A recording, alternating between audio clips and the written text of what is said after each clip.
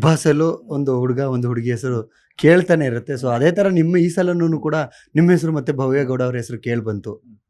Sir ಇದು ಹೆಂಗಾಗುತ್ತೆ ಅಂತಂದರೆ ಅಂದರೆ ಹೊರಗಡೆ ಜನಕ್ಕೆ ಬೇರೆ ಥರನೇ ಕಾಣಿಸುತ್ತೆ ಆ್ಯಂಡ್ ಒಳಗಡೆ ನಮ್ಮ ಕಂಫರ್ಟ್ ಝೋನ್ಗಳು ಸರ್ ಅದು.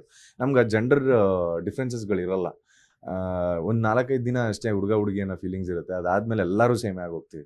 ಅಲ್ಲಿ ಅವರು ಉಳ್ಕೊಬೇಕು ಅಂತಿರುತ್ತೆ, ನಾವು ಉಳ್ಕೊಬೇಕು ಅಂತಿರುತ್ತೆ. ಈ ಸ್ಟ್ರಾಟಜಿಗಳಲ್ಲೂ ಯಾರೋ ಒಬ್ಬರು ನಿಮಗೆ ಕ್ಲೋಸ್ ಆಗ್ತಾರೆ, ನಿಮ್ಮ ಒಳ್ಳೇದನ್ನು ಬಯಸ್ತಾರೆ ಅಂತಂದರೆ ಅದು ಭವ್ಯ ಗೌಡ ಆಗಿದ್ರು. ರಂಜಿತ್ ಹೋದಾಗಲೂ ನಂಗೆ ಅದಕ್ಕೆ ಅಷ್ಟೊಂದು ದುಃಖ ಆಗಿದ್ದು. ಮಾನಸ ಇದ್ದಾಗ್ಲೂ ಅದನ್ನೇ ಹೇಳಿದ್ದು. ಯಾರ್ಯಾರು ಆಚೆ ಕಡೆ ಹೋಗಿದ್ರು ಅವರೆಲ್ಲ ಒಳಗಡೆ ಬಂದಾಗ ಹಾರ್ಟ್ಗಳನ್ನ ಕೊಡ್ತಾರೆ ನನಗೆ. ಇಲ್ಲ ಈಸ್ ವೆರಿ ಗುಡ್ ಕಂಟೆಸ್ಟೆಂಟ್, ನಮಗೆಲ್ಲ ತುಂಬ ಹತ್ರವಾದನು. ನಾನು ಅವ್ರ ಜೊತೆಗೂ ತುಂಬ ಕ್ಲೋಸ್ ಆಗಿದ್ದೆ. ಇನ್ಫ್ಯಾಕ್ಟ್ ಹೇಳ್ಬೇಕಂದ್ರೆ ರಂಜಿತ್ ಜೊತೆಗೆ 15 ಡೇಸ್ ಓಡಾಡ್ತಾ ಇದ್ದೆ. ಅವ್ರು ಹೋಗ್ಬೇಕಾದ್ರು ಅಷ್ಟೇ ಇರುತ್ತೆ. ಧರ್ಮಣ್ಣ ಹೋಗ್ಬೇಕಾದ್ರೆ ನಂಗೆ ಅದೇ ಕ್ಲೋಸ್ ರಿಲೇಷನ್ಶಿಪ್ ಇತ್ತು. ಅದಾದಮೇಲೆ ಭವ್ಯ ಗೌಡ ಅವ್ರ ಹೆಸರು ಕೇಳೋಕ್ಕೆ ಸ್ಟಾರ್ಟ್ ಆಗಿದ್ದು 10ನೇ ವಾರದಿಂದ ಮೇಲೆ.